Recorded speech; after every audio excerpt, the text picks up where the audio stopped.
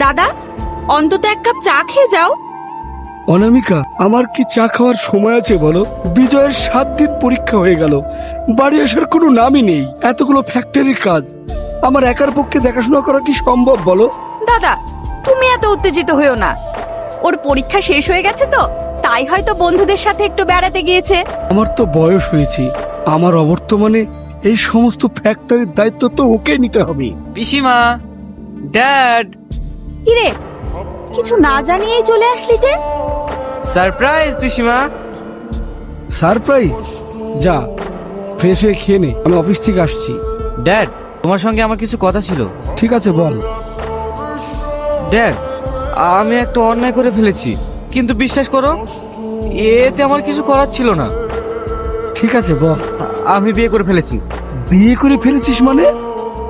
আমাদেরকে জানানোর প্রয়োজন বলে মনে করলি না? জানানোর উপায় ছিল না। না, এ বিয়ে আমি মানি না। যা রাখা ছিল নেই, সেই ঘরে তুই বিয়ে করবি তা আমাকে মেনে নিতে হবে। যা, এই বাড়ি থেকে এক্ষুনি বেরিয়ে যা। বাবা, দাদা, এ তুমি কি বলছো? আমি ঠিকই বলছি। চেনা নয় জানা নয় একটা মেয়েকে বিয়ে করলি হলো? মেয়েরা কি জিনিস ও সেটা জানে? ওরা স্বার্থপর, লোভী, টাকা পয়সা ছাড়া কিচ্ছু চেনে না। তুই জানিস, তুই তখন খুব ছোট, তোর মা তোকে আমার কাছে রেখে অন্যজনের হাত ধরে পালিয়ে গেছে শুধু টাকার জন্য।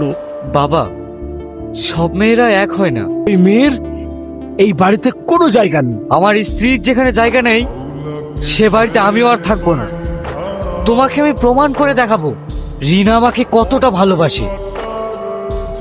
বাবু, দাঁড়া, যাস না বাবু।